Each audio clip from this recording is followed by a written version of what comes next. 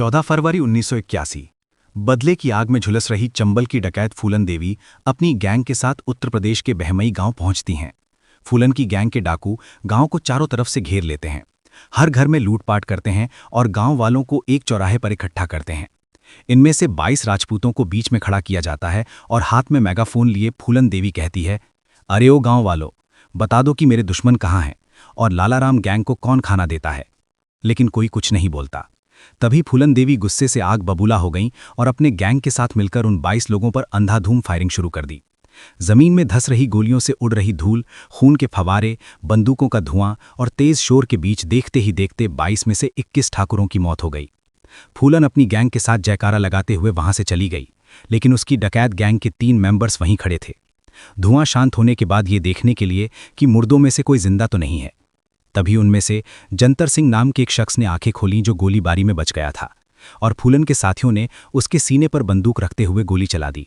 लेकिन खुशकिस्मती से सीने में गोली खाने के बाद वो लड़का जंतर सिंह जिंदा बच गया और बहमई कांड का चश्मदीद गवाह बनकर सालों तक फूलन देवी के खिलाफ आवाज उठाता रहा। इस हत्याकांड से पूरे देश की रूह कांप गई। मीडिया ने फूलन देवी को बैंडिट क्वीन का टाइटल दिया। देश भर की राजनीति में गहमा गहमी फैल गई और उत्तर प्रदेश के तत्कालीन मुख्यमंत्री वीपी सिंह को अपना इस्तीफा देना पड़ा। लेकिन फूलन देवी लालाराम गैंग से किस बात का बदला लेना चाहती थीं? कैसे अधेड़ उम्र के व्यक्ति के साथ बाल विवाह, पति द्वारा किया गया यौन शोषण, सामूहिक बलात्कार और समाज द्वारा नकारा जाना जैसी मुसीबतों ने फूलन देवी को बनाया चंबल की सबसे बड़ी डकैत? कैसे किया था फूलन देवी ने सरेंडर? और क्या है जेल से रिहा होकर संसद बनने और सरेआम मारे जाने तक की फूलन देवी की कहानी? जानेंगे इस रोंगटे खड़े कर देने वाले वीडियो में, साथ ही उनका दर्द भरा यादगार भाषण भी सुनेंगे। लेकिन उसके पहले प्लीज आप वीडियो को लाइक और चैनल को सब्सक्राइब जरूर कर दीजिए। दोस्तों, फूलन देवी का जन्म सन 1963 में उत्तर प्रदेश के जालौन जिले में स्थित गोला का पुरवा गांव में हुआ था। एक अत्यंत गरीब मल्लाह परिवार में जन्मी फूलन देवी अपने 4 भाई बहनों में सबसे छोटी थीं। बचपन से ही फूलन एक बेहद गुस्से वाली लड़की थीं जो अपने हक के लिए लड़ना जानती थीं। ये बात गांव वालों को तभी समझ आ गई थी जब फूलन के चाचा ने उसके पिता की जमीन हथिया ली थी और अपनी जमीन के लिए महज 10 साल की उम्र में फूलन खुद से कई साल बड़े अपने चचेरे भाइयों से लड़ पड़ी थी। उसने जमीन पर धरना दे दिया था और बड़े भाई ने उसके सिर पर ईंट भी मार दी थी। फूलन की लड़ाई चलती रही, लेकिन उस वक्त उत्तर प्रदेश के इन पिछड़े गांवों में एक मल्लाह की बेटी का बड़े लड़कों से लड़ जाना समाज के लिए गवारा नहीं था और अपने हक के लिए आवाज उठाने की सजा भी फूलन को ही मिली। उसके पिता ने उसका बाल विवाह करवा दिया। 12 साल की उम्र में फूलन का ब्याह 30 साल बड़े अधेड़ उम्र के आदमी पुट्टी लाल से करवा दिया है, जिसने शादी के तुरंत बाद फूलन का बलात्कार किया और सालों तक यौन प्रताड़ित किया।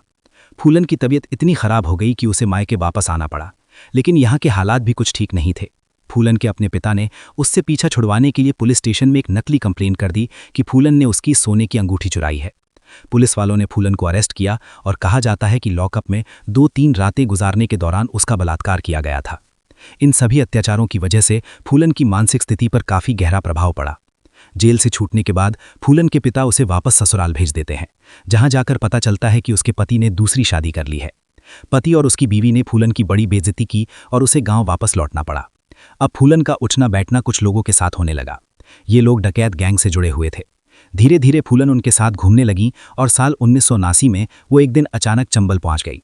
हालांकि फूलन ने यह कभी क्लियर नहीं किया कि अपनी मर्जी से उनके साथ गई या फिर उन लोगों ने उन्हें उठा लिया। इसे लेकर फूलन ने अपनी आत्मकथा में कहा था कि शायद किस्मत को यही मंजूर था।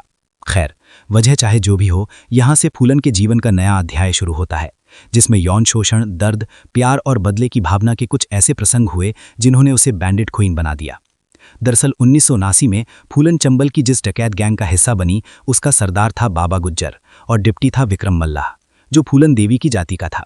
मगर फूलन अपने नए दोस्तों के साथ थोड़ा हंस खेल कर जीवन बिता ही रही थी, तभी एक और मुसीबत उसका दरवाज़ा खटखटाती है। दरअसल एक रात बाबा गुज्जर फूलन देवी के साथ ज़बरदस्ती करने की कोशिश करता है। तभी फूलन के चिल्लाने पर विक्रम मल्लाह वहां पहुंचता है और उसकी बाबा गुज्जर के साथ कहासुनी हो जाती है और बहस इतनी बढ़ जाती है कि वो बाबा गुज्जर को गोली मार देता है और खुद गैंग का सरदार बन जाता है। जिसके बाद विक्रम मल्लाह और फूलन देवी की प्यार की बातें पूरे गिरोह में फैल जाती हैं। वो फूलन देवी को हथियार चलाना सिखाता है और डकैतों का ये गिरोह लूटपाट और अपहरण जैसे काम करने लगता है। इसी बीच फूलन देवी पूरे गिरोह के साथ अपने पति पुट्टी लाल के गांव जाती है और उसे घर से निकालकर बीच चौराहे पर इतना मारती है कि वो अधमरा हो जाता है।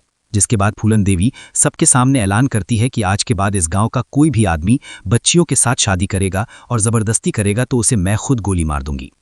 कुछ महीनों बाद श्रीराम ठाकुर और लाला ठाकुर नाम के 2 डकैत जेल से रिहा होते हैं और विक्रम मल्लाह से मिलने जाते हैं। दरअसल ये दोनों भी बाबा गुज्जर की गैंग के सदस्य थे, लेकिन जब विक्रम मल्लाह ने बाबा गुज्जर की हत्या की तब ये दोनों जेल में कैद थे। विक्रम मल्लाह के इस गैंग में राजपूत और मल्लाह दोनों जाति के सदस्य थे, लेकिन राजपूत ज्यादा थे। इसलिए श्रीराम और लाला ठाकुर ने विक्रम मल्लाह के खिलाफ भड़काने लगे कि विक्रम ने एक लड़की के चक्कर में अपने सरदार को मार दिया, जो गलत है, और उन्होंने राजपूत डकैतों के साथ अपनी नई लालाराम गैंग बना ली। फिर दोनों गैंग की लड़ाई शुरू हुई। विक्रम मल्लाह को गोली मार दी गई और लालाराम गैंग फूलन का अपहरण करके बहमई गांव ले गई, जहां फूलन को भूखे प्यासे कमरे में बंद कर दिया गया और अगले 3 हफ्तों तक फूलन का यौन शोषण किया गया। कहा जाता है कि सामूहिक बलात्कार में 3 दर्जन से ज्यादा लोग शामिल थे। फूलन को इतनी तकलीफ पहुंचाई गई कि वो अपनी जिंदगी के सामने हार गई और उसने अपनी जान लेने का फैसला किया। लेकिन शायद किस्मत को कुछ और ही मंजूर था और विक्रम मल्लाह के साथ काम करने वाला मान सिंह मल्लाह नाम का एक शख्स फूलन के जीवन में फरिश्ता बनकर आता है, जो अपने 2 साथियों के साथ बहमई गांव पहुंचता है और फूलन को इस नर्क से आज़ाद करके ले जाता है। फूलन कई दिनों तक बीमार रही, यहां तक कि उन्होंने अपनी जान लेने के बारे में भी सोचा, लेकिन फिर उन्होंने अपने अपमान का बदला लेने का फैसला किया, जिसके बारे में उन्होंने एक सभा में खुलकर बात की थी। मैंने कई दफे सोचा कि मैं आत्महत्या कर लूं, मर जाऊं, पर मैंने सोचा कि मरती तो हजारों लड़कियां रोज हैं। मान सिंह ने पूरे बीहड़ के मल्लाह बागियों को जोड़कर एक गैंग खड़ी की, जिसकी लीडर बनी खुद फूलन देवी। और गैंग बनाने के 7 महीने बाद फूलन देवी को खबर मिली कि लालाराम गैंग के कुछ सदस्य बहमई में एक ठाकुर परिवार की शादी में जमा हुए हैं, और 14 फरवरी 1981 के दिन फूलन देवी बहमई गांव पहुंचती हैं और गांव के 21 लोगों को मौत के घाट उतार देती हैं, जिनमें से 2 लोग वो थे जिन्होंने फूलन का बलात्कार किया था। इस घटना को हम बहमई संहार के नाम से जानते हैं, जिसकी बात हमने वीडियो की शुरुआत में की थी। खैर, अब फूलन देवी पुलिस से बचकर कई महीनों तक भागती रहीं। इसी बीच चंबल के सबसे बड़े गैंग लीडर मलखान सिंह ने जुलाई 1982 में सरकार के सामने सरेंडर किया। 30,000 लोगों के सामने हुए सरेंडर का विवरण देते हुए तब इंडिया टुडे पत्रिका ने लिखा था, हथियार डालते वक्त ऐसा लग रहा था जैसे कोई रोमन विजेता जीत कर आया हो। अब सरकार चाहती थी कि फूलन देवी भी सरेंडर करें, जिसके लिए एसपी राजेंद्र चतुर्वेदी को काम पर लगाया गया था। उन्होंने ही मलखान सिंह का भी सरेंडर करवाया था और एक दिन उन्हें फूलन देवी के साथ मिलने का मौका मिला। 5 दिसंबर की रात चतुर्वेदी अपनी बाइक लेकर बीहड़ों की ओर निकले, जहां चंबल नदी के किनारे खेड़ में उनकी मुलाकात मान सिंह से हुई। मान सिंह ने उनके पैर छुए और फूलन के पास ले गया। कंधे तक बाल और सर पर एक लाल रुमाल बांधे फूलन ने चतुर्वेदी के पैर छुए और साथ में 501 रुपए भी रख दिए। इसके बाद दोनों में बात शुरू हुई। फूलन ने उनके लिए चाय बनाई, लेकिन जैसे ही चतुर्वेदी ने सरेंडर की बात की, फूलन देवी गुस्से से आग बबूला हो गई और बोली, क्या तुम्हारे कहने से मैं सरेंडर कर दूंगी? मैं फूलन देवी हूं, मैं इसी वक्त तुम्हें गोली से उड़ा सकती हूं। माहौल गर्माता देखकर मान सिंह ने फूलन को शांत करवाया और चतुर्वेदी को बाकी गैंग से मिलाने ले गए। अगली दोपहर फूलन देवी ने खुद एसपी चतुर्वेदी को बाजरे की मोटी रोटी बनाकर खिलाई, जिसके बाद फूलन देवी सरेंडर के लिए राजी तो हुई, लेकिन उनकी कुछ शर्तें थीं। दरअसल फूलन जानती थीं कि बहमई नरसिंहार के बाद उत्तर प्रदेश पुलिस भड़की हुई है और अगर फूलन वहां गई तो उनकी हत्या हो जाएगी। इसलिए उन्होंने खुद को, अपने परिवार को और गिरोह के दाहिने हाथ यानी मान सिंह को मध्य प्रदेश लाने की बात रखी। इस दौरान यूपी पुलिस 6 पुलिस वालों को गिरफ्तार कर लेती है और इतना ही नहीं, दोनों के बीच गोलीबारी भी होती है, क्योंकि वो फूलन की कस्टडी लेना चाहते थे। ये खबर मिलते ही फूलन की गैंग एक बार फिर फरार हो जाती है, क्योंकि उनके नजरिए से देखो तो ये धोखा था। उधर चतुर्वेदी पर सरेंडर के लिए दबाव बढ़ता जा रहा था, इसलिए वो एक बार और फूलन से मिलने पहुंचते हैं, लेकिन इस बार उनके साथ उनकी बीवी और छोटा बच्चा भी था। और एसपी चतुर्वेदी फूलन की गोद में अपना बच्चा रखते हुए कहते हैं कि अगर मुझ पर यकीन नहीं तो जमानत के तौर पर मेरा बच्चा रख लो। तो ये सुनकर फूलन देवी सरेंडर के लिए एक बार फिर तैयार हो जाती हैं। 13 फरवरी 1983 के दिन दोपहर को फूलन देवी 3000 लोगों की भीड़ के सामने आत्मसमर्पण करती हैं। समर्पण के लिए भी फूलन की एक शर्त थी, स्टेज पर महात्मा गांधी और देवी दुर्गा की तस्वीरें होनी चाहिए, जो वहां मौजूद थीं। अब स्टेज पर पहुंचकर फूलन अपनी राइफल और कारतूस बेल्ट उतार देती हैं और मुख्यमंत्री अर्जुन सिंह के कदमों में रख देती हैं।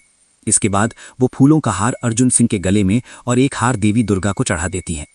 फूलन को जेल ले जाया जाता है और अदालत में उन पर 22 हत्या, 30 डकैती और 18 अपहरण का केस चलता है। उन्हें 11 साल जेल में रहना पड़ा, लेकिन 1993 में जब उत्तर प्रदेश में मुलायम सिंह यादव की सरकार बनी तो वो एक बड़ा फैसला लेते हैं और फूलन पर लगे सभी आरोपों को वापस ले लिया जाता है, जिसकी वजह से सन 1994 में फूलन देवी की रिहा होती है और उन्हें एक नया जीवन मिलता है।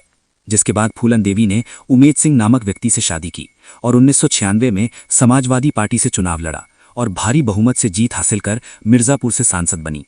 मेरा नाम फूलन देवी है, बैंडेड क्वीन के नाम से जानते हैं, और हमें पता नहीं था कि इतना संघर्ष करने के बाद हम जिंदा रहेंगे और आज आप सबके बीच में भी पहुंचेंगे। इतना सम्मान भी हम पाएंगे, हमने कभी नहीं सोचा था। उन्होंने अपनी जाति के लोगों के भले के लिए कई कार्य करने शुरू किए और चंबल की बैंडेड क्वीन अब दिल्ली के अशोका रोड के शानदार बंगले में रहने लगी थी। वो अपनी सभाओं में अपने अतीत के बारे में खुलकर बात करती थीं। आप भी सुनिए उनका एक दर्द